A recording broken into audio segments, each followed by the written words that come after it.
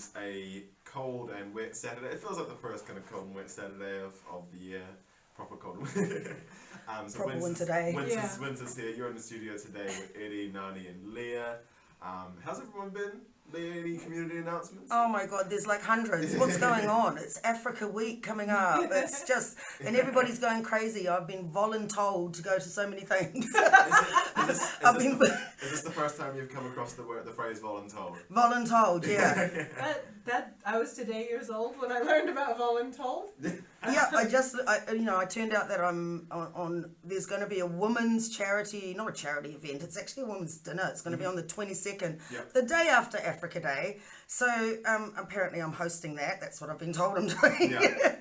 And today we've had the conference. The community governance workshop with Ngozi. And I was really enjoying that and watching where that was going. I signed up for that literally this morning. Really? I kind of woke up and I was like, I should probably go to this. I'm so glad you did. And it was amazing, Mike. It was a really good thing, and it was a really good discussion about, I guess, like how the ACCW and how African and Black communities here want to look over the next 5, even trying to plan out and have like a vision for where we want to be in 5 years, 3 years, and then next year. And how do you get there? That's probably the biggest thing.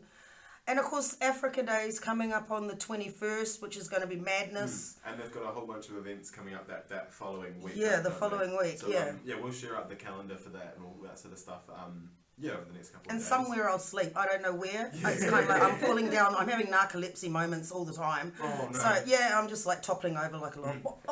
That's me. I'm done. Anyway, so we have a special guest in today. Nani, do you want to do some introductions? Yeah, so our special guest today is my new friend Larry, who is another parent at my daughter's school. But because he's Black, he's wonderful, and I needed to get to know him.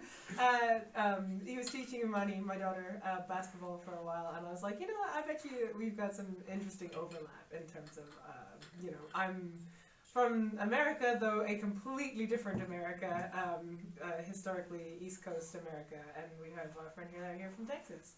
So I will not tell them about you, you will tell them about you. Thank you guys for having me. And it feels like I'm from Huston, Texas, born and raised. But prior to coming, to New Zealand, I was able to travel and experience some things, but mostly lived in Houston, Texas. I was able to meet my wife in London. So I've been in New Zealand 10 years. I'm a citizen now. So, Oh, nice. And actually, we're neighbors. Yeah. So, but it's been, I think it'll be good to get to know you this way. And I feel like, we live in the same excellent neighbors. So right. I appreciate being able to get to know you guys as well. So it's been a blessing. So thank you. Oh no, thank you. Thanks for coming on. Yeah. So tell us a little bit about your work and like what brought you to New Zealand. So I'll say love brought me to New Zealand. My wife, like I said, she was brought up here. She's Sri Lankan, but she moved here as a kid, and then she moved away and was living in London. And like most Kiwis do when they go do an OE. I'm not gonna lie. Whenever I see her, she's gorgeous, and I always think to myself, "Where are you from?" So it's nice to have fine details. And we ended up coming here. At some point we just had our formal wedding, and it turned, like we said, I think we talked about this a while, but 6 weeks was turned into 10 years. So we've had Leela and Lennox. So Leela's 8, soon to be 9, and Lennox is 6 and 7. I love the names. So it's been loving them here and working. So what I do work is I'm a program project manager.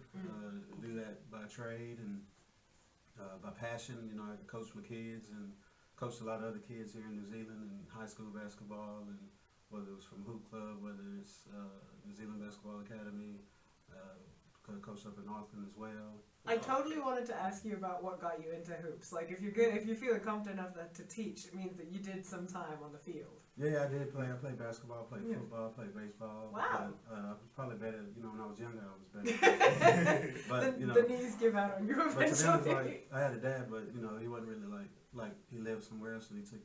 But as far as me, I didn't really have nobody there to. Like, I was good. I was naturally good, but I wasn't in a position where. Over time, when people as you grow up, people get better. They get proper training. So I would just go play. I didn't practice. It wasn't about skill development how it was. And so I was pretty good. But then saying that, the reason why I do it is like before I moved here, I coached a little bit, and I just felt like before I even had kids, I was coaching. Here, so it was like that was my way to give back, to show do good work. So I felt like I want to see somebody where you ain't got to be like a pro basketball player to live nice. So I try to live nice here, and I do. I've been blessed. So as far as saying that, so it's like you can, whatever you do, you be a pro at. But so if I'm not mistaken, it's sort of like I've had a very kind of similar experience in that my dad was too busy being famous to sort of have a maximum amount of time for me. So getting to that space where for me, I was mentoring kids on how to do art and comics back in my teen years, and it was very much I lacked this one-on-one training. It's not that I think I'm especially good. It's actually even I would go so far as to say me capitalizing on my mediocrity, like where I could actually connect to kids and I'm still learning, so I can still actually give them the lessons I'm taking in order to hand to them. And it's a really good relationship, and it's quite fulfilling to take on that role of somebody who's a guide, whether you're a professional or not. You could even go so far as to say sometimes when you're too professional, you are so far from those beginning steps, and you can't quite connect as well as somebody who's still in the process of learning. Yeah, and the second reason I do it is because, like, really I do feel like I had a basketball IQ and I was able to coach, but then, coming over here, being able to see that there is athletes, but it's about being able to, like, teach them what's real. Just like we were talking about other stuff earlier, it's like, if you only know what you see on TV, like, to be honest, where I'm from, like, a whole lot of people make it to the NBA. Yeah. There's only been, like, how many NBA players here in New Zealand? Yeah. 2. Yeah. And the one who made it. The one who made it had somebody real teaching them. Yes. So the thing about it is, and just like the person who taught him, he knew other NBA players as well. So in saying that, like around where I'm from, a whole bunch of people go to the NBA. Yeah. Go to NFL, go to MLB. Yeah. And like that's what you got to do to get out. And like sometimes you got to go to school to go to do that. But in the NBA, you go straight. It's kind of interesting to hear you phrase it like that. I mean, one of the things that is a stigma that has a reality to it is that, like, the absence of a black father. And I think a reason to have you here is I'm like, oh no, I've seen you. You are an incredibly present black father. And it is beautiful to watch. And, one of our previous episodes was on dating, and, like, a lot of women are like, how do I find somebody? And I'm like, well, the problem is you're looking for a boyfriend and not a man who's going to be a father to the kids you're going to have. I mean, to be honest, like, at the end of the day, like, part of that stigmatism is two sides to the system. Yes, and part of that is, like, you got a lot of fathers, like, where it's about the mother, too. Yes, and if very the mother much don't so. want to let the father, so I'm blessed to where my wife let me be a good father, so. It's a sort of, like that house of cards, like, where one card is supported on the other card. Anything happens to one card, the whole thing falls down. I was thinking, like, I guess also that sort of thing is also, on the sports side of things, it's like, I guess like it's interesting that kind of space, because I remember and that idea of you said like, a lot of people come from that where you're from, a lot of people hit the NBA, a lot of people hit those kind of like professional athletes sort of things, because I know like over here like the kind of probably the only kind of comparable thing would be the people who make it to the rugby teams. So but I want to back that up even more. So it's not just about being a professional, it's about going to get an education. That's why I do it. So the reason why I was helping these kids is about, we were taking them to Las Vegas so they can get exposure, but part of it is not about the exposure, it's about what you're doing back here. So I always make sure that, hey, you're doing what you're supposed to do from an early age, and you do these things and be consistent at it, know the pros and the cons of what makes a good player and what makes a bad player, but part of that is education, right? That so maternal guidance. The big thing is, in what sport in New Zealand can you get a free education in? In America, you can get, like the ones I named before, you can get free education in nose, swimming, golf. I mean, soccer. Something. Soccer, not now. University of Texas got one of the best women and men's soccer teams. They have the best golf team. They got the best swimming team, track team. Well, they're trying to be the best in football and basketball, but the thing about it is, that's the Division I school. There's a whole bunch of them. Then there's Division II. There's Division III. There's junior college. So what I try to tell the kids is, go get education, so get good enough to where you can be the best here, so hopefully you can go to a high school, like when I say high school, but to a good prominent Division I college. That's what Steve went to, and a lot of kids can go, but it's about staying there. Yeah. So a lot of kids go there, they don't make it, they just come back. So okay, so be it. So do you think that's because in America they have those opportunities because they invest so much? There is so much investment from so many different streams that go into sports. that's one for sure. But the thing about it also is about like what else you gonna do? Like when you say what else you gonna do, is like to go to school. Like if I'm good at basketball, I can go to school. I can go to like high school. I can go to college. And if I can go to the pro, then I'm set. Yeah. So, and if I'm good at it, and if it's available, then I think that definitely is. But part of it, what I really see the difference is that, like here, like they really is good athletes. Like some of them out, like the Pacific out, they're really good athletes. They're really good. But the really difference good. though is what I try to like. They play if they're really good, they go to rugby. So, Yeah. But in saying that, the ones that are really applying themselves, who are playing good, they may not apply themselves early enough, Right. or they spread themselves out too early and they only commit at like 15, 16. Yeah. You got to really, I know plenty of boys who play a whole bunch of other sports at 15, 16, who good in New Zealand, like some of the best, but they love rugby. So Yeah. But in America, if you're one of the best in your city, and all you do is playing. I mean, you'll play a complementary sport to where you don't have to choose. Yeah. So where rugby and basketball. Yeah. Yeah. No, I totally get that. And we Like, don't have scholarships here, do we? No. For that. There's not to the same degree. Not like You Americans go to high have. school, you Yeah. get a scholarship. You can get a scholarship to go to Scots, or maybe the other private schools. But as far as university, like who are you gonna play? Like Yeah. But It's almost in America. The difference between American sports economics, you could even say, and New Zealand economics is so different that even wrapping your head around, the fact how much of the country is built like, and especially in Black culture, built on our kids growing up and becoming A-star athletes. That for a very long time you had two paths to escape, Black America's like slums. Like two paths ish. I got a joke though. Right? Like two paths, and you either become a rapper, and that might get you out, or you become some sort of sports star, and that will get you out. Like if it's because you will excel, because we'll make sure of it without fail. And because that was such a massive route for us, like as Black Americans, it means there's almost like this massive culture and economy around it that I don't think New Zealanders can begin to process unless they're a part of it. Yeah. Let me tell you the third one. Yeah. Yeah. Can you anybody want to take a guess? Yeah. Okay. It's like, I want to take a guess. Yeah. In a range of deeply illegal things that we don't really want to talk about. Or? No, it's 100% legal Yeah. What's that? and tax free.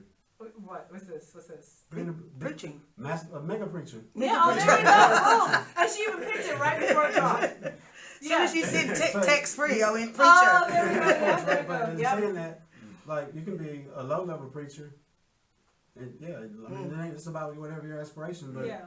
hey, go Google Creflo Dollar. Or, Yeah. or if T.D. anyone. Jakes, I'm from where I'm from. You got what's his name, Joel Osteen. He's the #1 preacher. I think it was really funny because I do remember Googling even. I was like, whatever happened to MC Hammer? I'm like, Preacher Hammer? Mr. Hammer? Mr. Preacher Hammer? Reverend Run. Reverend Hammer? Reverend Run?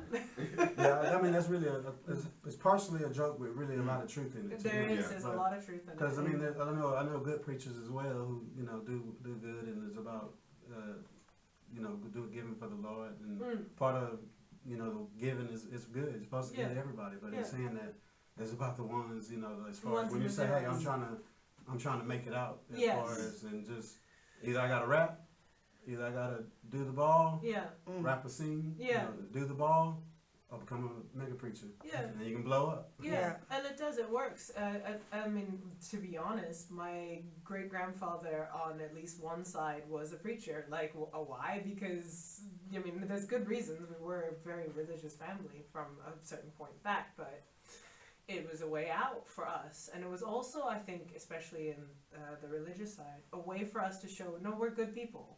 We're good Christian people, like we believe we will follow the testaments and the tenements, and we will walk the straight line. Stop trying to label us with all these other things. So. Yeah, I mean, I'll talk about a lot of stuff, but every religion as well. I mean, as you see, like some of them, all of them give money, and not all of them do right with the money. Yes. So, you look whether it's Roman Catholic, whether it's whatever, so and all of them got good, So that's the thing about religion is as long as you take the good in all of them. I was going to rewind to some of that sort of, I guess, because I think that's something that doesn't come up a lot when people talk about sports scholarships is the educational value, the background to a lot of that. Because, and I know because when I was in the States, I remember one of my lecturers being so one of my students was in my Portuguese, he was in my advanced Portuguese class, and he just got signed to the NBA, but I was I'm pretty sure, I looked at the list of names, and I was I'm pretty sure I've seen that name somewhere. And he was oh no, my mum's really wants me to kind of finish up and get my degree in Portuguese literature or whatever. But but also in terms of some of the pressure, do you think that's a really difficult thing to try to balance? Obviously there's such an opportunity in that sports scholarship, but also an incredible amount of pressure that goes alongside some of that opportunity in some ways. I'll let you answer. I have an answer, but I'll let you answer. If you do it in the dumb way, no matter what you do, it's gonna mess up. Yeah. But if you do it in a smart way, I think there's only one answer, especially depending on how high and who the person could be going to North Carolina. But in saying that, if you take the one example that you got here, in New Zealand, why should he stay 4 years? If why do you go to get an education? First, there's two reasons why you go to school in America most of the time. You go to university to go get a job. Yeah. So you can go make money. Yeah. So you mean to tell me you want me to stay here 4 years? So and how many jobs can you get in a 4-year education that's gonna pay you $50 million immediately? Yeah, exactly, precisely. Not becoming the CEO. Yeah. And not making 3 or 4, because most CEOs make 3, 4, 5, unless you're Bezos or something. But whatever his name is, but Jeff Bezos. Yeah, but it's saying that. Muchos Bezos. Yeah, but it's saying that come on now, it's a no-brainer. If you're gonna be a number one pick, if you're going to NFL, if they paying you these millions of dollars, and your mama love you enough. No, let me take that back. You love your mama enough. To go back and go get your education. Guess what you can do every off season? Yeah. With this $54 million. Yeah. Exactly. It don't even make sense. There's actually. What would you do? There's actually no comparison in New Zealand for that. Exactly. No, anywhere in the world. Anywhere. Equate that to New Zealand dollars. Yeah. Equate that to to Naira. Equate that to Naira. Equate that to any kind of to pounds. You can do a 4-year, 5-year degree here and still have no job. Yes. And I'm a testimony to that. Yeah. We actually there was a mass exodus in the mid 2000s, and I was meeting people who'd done their masters and PhD. This is around 2005, 2006. Just mass exodus to Australia because there was no work here. Yes. Nobody was employing you. So getting an education in New Zealand does not equate to being employed. That was kind of what I was trying to say before when I said sport, not just sports economics in America is so off the charts. Most New Zealanders cannot fathom how much it is shaping the lives of young black men and women. There you are, Serena Williams, and of course her dad was going to push her like that. Are you kidding me? That's the entire family for several generations out the gutter. Why would you not? That's ridiculous. Yeah, but it's not really I wouldn't say put it in the way of just out the gutter. But it's about doing something good and using your craft and picking something. Everybody got to pick something to do in life. Yeah. If you can do that, picking sports and my passion as far as basketball, and the reason why I do that is going to college. It's not just about going to the university. One is about hopefully, but if you can stay. But if you can go jump to the NBA, for sure do that. But in saying that, it's about going to go experience somewhere different. One thing about we're talking about kids earlier. If my kids just stay in New Zealand, I'm gonna feel bad. I want them at least to go explore. And come back if they want to live here or live wherever you want to live. Live where I grew up in America. The way I grew up. You can live wherever you want to live. That's the one blessing I feel. And I got cons growing up in America, as far as knowing my heritage, we're talking about. But growing up with a pet, I can live where I want to live, and I want to teach my kids live where you want to live. To become global citizens, just live where you want to live. And I think that there's another aspect. This is something I struggle with as a mom, is that sometimes I think to myself, I grew up here. And there is zero amount of my culture here. And I was born and raised in Hawaii, which, again, we were one of 2 black families on our island. And the minute I went back to the States, I got told all these things about gun violence, black on black, blah, blah, blah, blah, and Monsanto, and like these terrifying things, all of which are true. I'm sorry, yeah, you go there and you're like, wow, this is messed up. But you also, that doesn't quite, you can't fathom the wealth of culture that you are missing out on as like a black American if you've never been in it. And as somebody who is in a situation that's somewhat similar to where your kids were, where I just never experienced it before, the thought that New Zealand was safe and good, you know, like that, you keep getting pushed that message, and you never think to yourself, maybe I want to be out in the wilds for 3 seconds, you know, like maybe I want to really actually experience the danger and sharpen my edge against, you know, a proper grindstone. And then come running back with my tail between my legs. It's scary. Yeah, I mean, to be honest, like if it wasn't for COVID or any other situation, I do try to take my kids and been back at least 3-4 times. My son, but COVID, you know, it messed up my son. But like I said, my wife from Sri Lanka, so we took him back to Sri Lanka to where, like, my kids are New Zealand, they're Kiwis, but as far as what they know all about as far as what I am and what makes me me. But part of that is me being me. But also because what I believe in is when they go to school, they're gonna learn how to be a Kiwi. When they go to school, most of their friends are Kiwis. So my son come home to my dad, I want to listen to Believer. Like Believer. You know what song I'm talking about? That's like, okay, cool, it's a cool song. I listen to it too now. I would have never taught him that. But when he get in my car, he gonna listen to music that I listen to. He might be also. And I got him his own play, right? But I got him a playlist, and if a cuss, like we were talking about, you know, cuss word, if a cuss word pop in there, like they should know not to say it. Like they should be able to filter what's coming in and out, because if little Johnny's saying it and little other people cussing their parents and out. And then suddenly a parent's at your doorstep being like, I heard that your kid was the one who started this, and you're like, have you met my child? No, that's different though. But it's, what I'm saying is I don't want them just learning it on, because other kids are doing it for whatever reason. Right. And they might be even doing it towards their parents. I see. It's almost like it's almost that kind of idea of, it's like with alcohol, right? You know, you start offering your children alcohol kind of 15, 16. In like a family setting, have a beer with dinner, because then it's that kind of point you sit and go, it's building a familiarity, but it's building it in a safe way. As a parent, like you create the structure. It's also creating resilience to excess. I think at the same time, what I've always noticed is that children that were never exposed to any vices, when given the opportunity, sometimes they can be worse than the people that have been exposed the whole time. And not to bring up a controversial, but like almost like a vaccine in a way, where it's like I'm exposing you to a small dosage in a safe environment, so that like when introduced to it in a non-safe environment, you're not going to lose the plot. Yeah, exactly. You have some sort of internal narrative to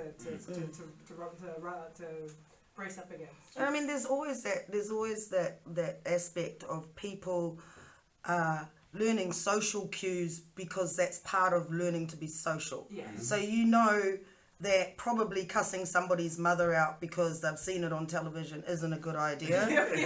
You know, and they might know it because it's not a good idea on television, or they could have seen other mothers slapping other mothers for doing that sort of thing. So you know, like if people learn. It's hegemonic, isn't it? Is that the word I'm looking for? Really what I'm trying to say is that how other people parent their kids might be. I don't parent my kids how my parents parented me, but what I'm saying is some of them like are okay with their kids like yelling and cussing. Or if they just cussing and joking, they might find it funny. Like it ain't a big deal, and if their kid cuss at them, you know, it ain't that big of a deal. But like me, but they don't want that carrying back to some other situation. But if my kids, if that's what they learn cussing at, that's how they gonna view it. So like, and like the way I said, like that is what a vaccine is supposed to do. But like as far as drinking, like you say, like I agree. Like as far, I would never offer my kids drink. But if my son said, "Dad, want to taste that beer," 9 times out of 10, I'll say no. But if I'm drinking like a IPA, a heavy one that I know is nasty, they are disgusting. They are disgusting. And you know why? Because it's gonna be it's gross. Because I barely like IPAs. Yeah. So when he tastes that, it's gross. That's gross. Get on. I was Yeah. And you don't ask me no more. I was very old when I finally started drinking coffee, because I remember my dad, who's like Afro-Caribbean, gave me a sip of his black coffee with Tabasco sauce in it. I was like, Dad, he gives me a sip. And I have of the memories I have of my father, that one is quite stark. Because you don't want it anymore. I was just thinking we might jump into some music. Oh yeah, absolutely. And then we'll come back to this discussion, because I think there's a lot more we could go from here. Yeah. So first up, we have from Induna, we have Love and Affection. This is a new tune from Tyson, right? Yes. Yeah. Okay, so Love and Affection. It's our boy from Wellington. And then I'm thinking Love Light from Nia Archives, who's Nikkei. But let's get into Love and Affection. That was Love Light from Nia Archives. And what was the tune from Induna? Love and Affection from Induna. God, he's fantastic. I know, he's just improving day by day. And he's a grad from Massey U as well, the creative music school there. Oh, yeah. That TJ was one of the first graduates to go through, and then Induna was right behind him. And there's some other guys also that have been through that. Oh, that's also what Clint's is graduating from the creative school. Oh, okay, yeah. So, yeah. This is her grad today. This is her graduation day today. Congratulations, Clint. Yeah, DJ Clancy. Yeah. See you at the party later, girl. Yeah, so I guess that, I guess building on some of that kind of conversation from before, like, I was talking about the African festival. Oh, yeah. So I want to give a shout out to Boubacar, I'm sorry. Yeah. Boubacar Calabai. Yeah. I was thinking about his last name, not messing up the last name, and not messing with his first name.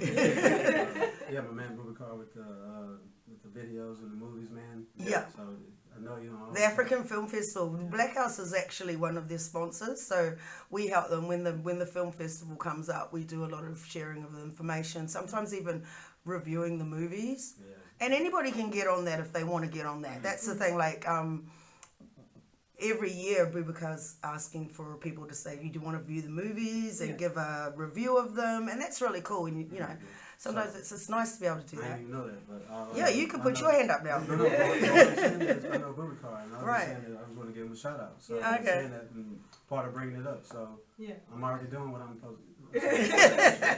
You're doing it. That comes into where I was kind of talking, because I feel like if you're a black person in New Zealand, you're probably about 2 to 3 centimeters separation from another person. And 2 is like, really generous. Generous, It's more like quite 1. generous. And I guess that's the 0.5. thing, like, You I probably guess bumped into him at a party. Yeah. I guess that's the kind of question. Obviously, like a city like Houston, and obviously from the States as well. Like, what was that kind of experience? Firstly, because you mentioned you were in London for a bit as well, right? No, I just met my wife in London. Oh, right, yeah. So I guess I travel, like I said, I travel a lot. I guess what was your kind of experience kind of coming here from, like I said, from a place that I guess there was such a heavy black presence? Like definitely different, because but I was blessed to come into a good situation. But like growing up, I grew up mostly so Houston's really diverse, but like there is a whole lot of black people. And saying that, I grew up in the black parts of towns, and part of that is understanding the culture, but part of understanding I moved around the U.S. a little bit as I became a man and military. But part of that is just seeing other stuff in other parts and living. But I got blessed to do a lot of traveling before I came to New Zealand. So by the time I came to New Zealand, I understood other people too. So it wasn't just about the black stuff. Did I hear you mention you were in the military? Yeah, I was in the U.S. Air Force. Okay, so were you in any of the latest or any of those? Did you get Deployed. Deployed, yeah. I was going to say. I got blessed to learn how to get deployed, but I was Lucky. But because they got people who were getting deployed. It would be Desert Shield. Badge and stuff like that. So Desert Storm, that was the war when I was in high school. But then after that, if you join, we were still protecting, so they call it Desert Shield. So, but in saying that, I was blessed. So I was mostly I was blessed to stay close to even Texas. Went to New Mexico. And even when I was supposed to get sent away, if stuff would work out, I would stay in. But prior to coming to New Zealand, as far as why it helped me adjust to coming to New Zealand is that 2 reasons, I think. One, I came in 2012, so by then we had the internet. Yeah. Wi-Fi, I can watch all my sports, my music, TV shows. I can call my mama. I can look. I can like see people. Like Facebook help. I can look. So this has been 40 years ago, like 20 years ago. 20 years ago. Like I could call my mama for free. Like it don't cost me any extra, right? We can see each other, so like anytime I can call, like we didn't have she that can when call I me. moved here, right? Like, she can call me. Exactly. There's actually a whole, I've noticed on YouTube and that there's a whole culture of encouraging Black Americans to actually travel the world. Yes. And there was something I noticed when I was in Australia is Indigenous Australians don't really travel the world either. There was quite a similarity there. I can see, like, if you're looking at it, like, it's different. So you got to go back to, like, some people say Americans don't travel the world. Yes. But, so for a bunch of reasons. So it's not, like, different from the Aboriginal. So I spent time in Perth. Say, I lived in Perth for, like, 6 months as well. That's crazy. That's prior to coming here. But in saying that, I got to understand, like, so back to America. So America part of it is, how many countries in the world got more cities that you can visit than America? Like, you ain't got to travel everywhere. If I live in Houston, have you heard of Houston? I mean, we talked about people from there, like Beyonce and stuff like that, but like, I can go to LA, I can go to Miami, I can go to New York, I can go to Chicago, I can go to New Orleans. And they're all very different down the south, that area there, isn't it? Very different. You want to ski, you go to this. What's it like? You look at the size of, like, say, Texas, right? Like, I was on a flight back from LA to New Zealand, and I was sitting next to a guy from Texas, and he was like, well, my family just went on holidays to other parts of Texas. Texas is so big that you can visit nothing but Texas and still see not all of Texas. So Houston is two hours in from the border of Louisiana. So it takes you 2 hours to get to that border. So from Houston to El Paso, which is the border on the west end, that's like 12 hours. Where the speed limit at 75 miles an hour. So that's 12 hours. Like other, if you were in any other country, you've been going through countries except for like other continents. Like on the East Coast, we're talking about the East Coast. you know, far from like Massachusetts down to like Florida, probably would be like 12 hours maybe. I think that there's this other thing that you don't really get when you're in the States is that like American military, like Black American military brats, we're everywhere. Like, you know, like all of the kids who come from either Black Americans who were part of the music trade and therefore traveled internationally, which is where I'm from. And then the other one is the military brats, we were everywhere.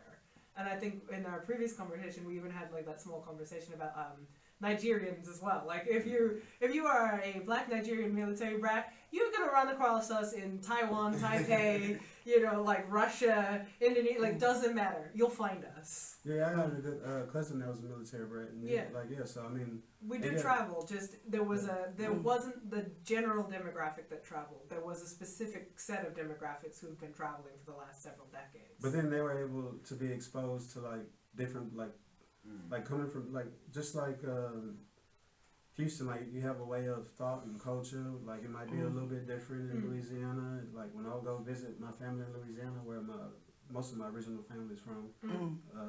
But in saying that, like they would know I'm from Houston, Texas, and like I can hear them and know that. Just like if you're from Georgia, I can you got the different accents from New York and Boston and from California. You hear somebody, you know that person from California. Chicago, St. Louis. You get this thing that, like, I actually really love meeting other Black military or traveler brats, because like one of the things you get when you talk to each other is you've gotten so good at chameleoning that you're kind of chameleoning on each other's accents. So in my case, if I'm talking to a Black American, I don't say Louisiana. I would never pronounce every syllable. Louisiana. It's Louisiana, right? You don't Louisiana. Like you do not pronounce the syllables. You do not do it. They will know you are a spy. So in saying that, so that's one. I only talk like why even go somewhere. But in saying that in America, so this ain't just about Black people. What I'll tell you about the cities, and this ain't about Black people. What I'm telling you about the second thing. How much holiday vacation time do you get in America?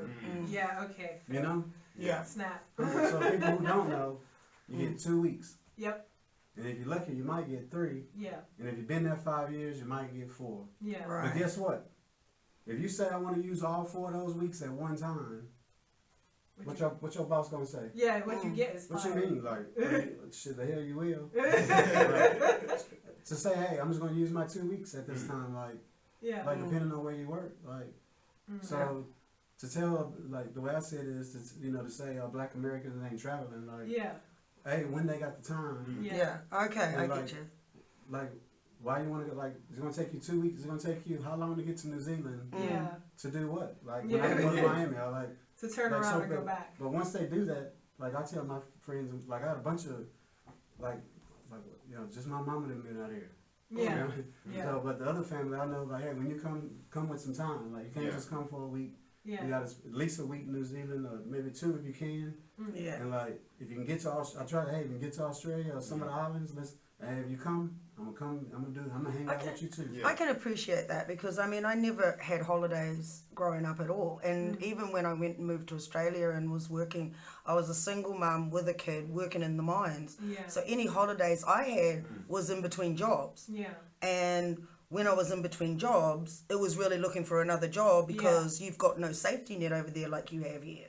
So you don't get that time to have a break. And I thought maybe if I had 2 incomes coming into the family, then it would be a different story. Right. But when you're a single mum and you've been a single parent, holidays isn't really something you consider. When there's a certain economic state where you get into where you're like, oh, only if I have enough savings and something terrible just happened, that's when I travel. And that has been me for a substantial amount of my life. It's like, oh yeah, I'm working. I work like 6 days out of 7 because I run my own business. And then like something terrible would happen. I'm like, well, we're burning up our savings now. That's what's going to happen. Yeah. And then, you'll get into a tight spot and then hopefully a friend will pick up the slack from there whilst you rebuild that savings. And that's what you have instead of, leave or pension or anything along those lines. Yeah, I mean, like the one thing my son, I train him in basketball and my goal is hopefully one day, like, if he's good enough to get a scholarship somewhere and blessed enough to go to University of Texas, and whether it's NBA, like, that's cool. But the one thing that he say that to my heart that I love the most is like me and my friend. He's like, right now he's saying this right now. Me and Jack and Kalu, we're gonna travel the world and eat it on come. He's like, we're gonna travel the world. He's like, well, what we're gonna do first is what he's telling me. He's 6. We're gonna buy a camper van and we're gonna travel around. Somebody and one of the boys is gonna buy a boat and they're gonna travel around New Zealand first. Yeah. And then they were going to travel the world. I think this next generation is going to be the return of the hippie generation. I would love that. Oh my God, I was literally meditating on that, like, only so much as, like, a day or 2 ago. I was like, where is all that, like, kumbaya shit? I need it back. Give it to me. Like, where's all the, like, the free-flowing garments and, like, people who were burning their bras? Like, I like, give me back all of that, like... it was good. But I want to put this on your heart because you said this about, like as far as the money, if she ever went back. The way I see it is like at some point she might go back. But when do you get her ready for that? It's better to like however you do it, like but at some point she gotta get ready for it at some point, or it's gonna experience it how it's gonna experience. But that's not just America, that's anywhere. It's anywhere, That's right? True. Yeah. So like when do you do it? Like you gotta do it in your own way. Like everybody do it in different ways, and we only know like what we know. I remember when I went back to the UK, I would have been 16, and it was the first time I'd probably gone to London with like the real solid, with the really solid identity that I was black. Like I'd known I was black beforehand, but everything before had been like I was 10 the previous time I'd been there, whatever. And it'd been the first time I'd gone back, and I was in. And it was weird because I hadn't spent, my family's from London, but I hadn't spent a lot of time with dad's family's from London. I hadn't spent a lot of time in London. But then it's weird because my mum was like, the moment you were like walking through Brixton or like you're walking through London, you just relaxed. Yeah. You just see there was, and I wonder if that would be something that, have you kind of seen that with your kids in like Sri Lanka or in the States as well? Or? I mean, I'm very interested that you say that because I got like a bunch of beliefs, like, but I'll just give you like, I don't know, it's in pairs too, like, so one of the, like, as far as going back to America, like, I'd make sure, like, if it wasn't for COVID, like, there would have been even more times, but in saying that, as soon as we're going to try to go back, hopefully God said the same by March, but in saying that, like, what I worry about going back, I grew up in Texas, like you said, like guns, everybody can have a gun. Like, Yeah. like I used to have a concealed handgun, like it was all right, and like Yeah. I was, like I said, I was proficient in guns. I was taught in the military, but not only that, like I went out and got my pass and had to make sure I was legal and not crazy. Didn't use it in places where I wasn't supposed to, and actually to try my business and never had to use it. That was the whole point. Like if you have to, then for me, like I wouldn't take it out to play with it. So, and I wouldn't want to have to do something to somebody else's family, right? But in saying that, I have to worry, like when I go back now, like man, I sure hope I don't get killed by some of them guns. Like, going back visiting home, like when you up around it, you grow up around it. Whether it's Iraq, whether it's when you grow up in the environment, it's that environment, right? Yeah. But Do you find that your guard is let down, like when you're in places like New Zealand? Then I feel like that'd be being not wise. I wouldn't say stupid, but I feel like that'd be being stupid. No, I'd be smart. I mean, I'm aware of my situations, like, but I'm also aware of my, like, I wouldn't be paranoid. Like, But part about it is if you're ready for whatever, you're ready for whatever. That sort of Bruce Lee, be like water, my friend. You know, it's funny to hear you say that because I remember that. Like I remember growing up in Hawaii, and all of the policemen had guns, right? Like that was just a thing. People owned guns. Like lots of people lived out with like wild boars the size of me. Like you go carry a gun, that's a good idea. And then like I came to New Zealand, nobody had guns. There was just a non-quantity. And I remember at first thinking, oh, how peaceful. But then I went back home and I saw people with guns, and it was really jarring. And the first time I was like ever up and personal with like somebody who owned a gun, it for me growing up here, startling, like shocking. And the guy's like, yeah, sorry, that's just the neighborhood we live in, kid. And like you hear, you know, you're in a place where you hear gunshots going off at like the far distance, and you're like, this is a lot. And then you come back to New Zealand and you think to yourself, maybe I'll stay. Maybe I'll stay. Yeah, I mean, imagine going to Israel. Have you been to like Tel Aviv? Like, you know what they got to worry about? Bombs. Yeah. Well, not too much. They got an old shield that supposedly like. So like gunshots. Yeah, I mean, you grew up around there, but like I look at it being blessed to where I ain't have to worry about bombs. I ain't have to worry about whether it was Somalia. You know, you got these places like Sri Lanka. Imagine what's going on now. It's the police in Sri Lanka. So it ain't really like, but they'll do that with anything, and like. Part of it in Texas, like I didn't worry about that. Like, I mean, I have been shot at twice in different times in my life. But in saying that, you know, the chances would have been lower here. But even the cops don't have. I mean, like man, they just guns were never during the 80s and stuff. When probably I saw the most street violence in New Zealand. I haven't seen it like the 80s again, but guns were not the weapon of choice. Machetes were. So like it was quite often that you saw machete attacks. Like machete attacks just happened everywhere. But I was just going to say. It was really interesting when I was in Perth, because Perth was the first time that I felt close to the war, because Perth was actually a place where the soldiers would do their R&R. They'd choose there, or sometimes it would be Southeast Asia. So one weekend or week, a year or so, or every 6 months, the entirety of Perth would turn black. And it suddenly really dawned on me how many African Americans are actually in the armed forces. Is that something that like you would, because you've been in the military, is that something that you would encourage your kids to do or not encourage your kids to do? What, to go to the military? To go to the military, yeah. Because I know like it has benefits. It says benefits and there's deficits. Depending on what, I mean, depending on what military they're going into for one. Okay. Able to give a nuanced impression of exactly what you want to say. Like, I mean, I went into the U.S. Air Force. Right. When's the last time you heard somebody from the U.S. Air Force getting shot down? Right. So, like, I ain't really worried about it from that standpoint. But, like, so it's about if you're going to go join, I wouldn't join the Marines. Like, if you guys, Marine Corps. Like, that type, like, so that's just in America. So, like, if they were just about joining the U.S., but then if you go to other militaries, like I don't know, like I don't know. I probably would like try to tell them not to. Like everybody different, like and everybody, you know, like if that was something they wanted to do. But I would say you can see the world differently. Yeah. Well, I see the world going to go intent to go hurt somebody, where you can go see the world on your own free will. The way that I was trying to go see the world. Yeah. But and it got so happened at the time. for the situation, I wasn't able to go see the world. Mm. I was stuck in New Mexico, but it was a blessing.